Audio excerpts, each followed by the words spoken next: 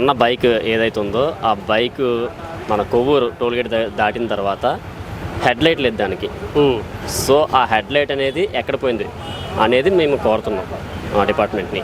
Okay, అంటే first నుంచి కూడా ఆ బైక్ హెడ్లైట్ లేదా, లేకపోతే ముందు అంటే టోల్గేట్కి ముందే అన్న మీద అటాక్ ఏమైనా జరిగిందా, అటాక్ జరుగుతుండగా అన్నని ఎవరైనా తరుముకుంటూ వస్తే ఇక్కడ యాక్షన్ చేసి వదిలేస్తారా అనేవి మాకున్న అనుమానాలు ఉన్నా.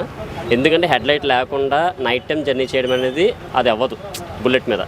అది కూడా మనకి టోల్గేట్ దగ్గర సుమారుగా 11:32 ఎంతకో ఆ ఫుటేజ్ ఉంది. కరెక్ట్ యాక్సిడెంట్ స్పాట్కి వచ్చినప్పుడు 10 నిమిషాల వ్యవధి అన్న. అంటే 10 నిమిషాల వ్యవధిలో వచ్చారంటే ఆయన సుమారుగా 80-90 స్పీడ్లో వచ్చారు ఆయన. అంటే హెడ్లైట్ లేకుండా 80-90 స్పీడ్లో ఎలా వస్తారు అంటే వెనకాల ఎవరో ఫాలోఅప్ చేస్తే వచ్చుంటారు. అంటే హెడ్లైట్ ఎక్కడ పోయింది అన్న బండిది, అది ముందే దాడి జరిగిందా, దాడి జరుగుతూ అన్న వచ్చారా ఇలాగా అనేది మాకున్న అనుమానం. అది అనుమానం అన్న మెయిన్. అలాగే కారు ఏదైతే డాష్ ఇచ్చిందో ఆ కారు కూడా వితిన్ అంటే కామన్గా ఎవరైనా ఏదైనా యాక్సిడెంట్ అయింది అంటే ఫస్ట్ ఏం చేస్తారన్న బ్రేక్ వేస్తారు.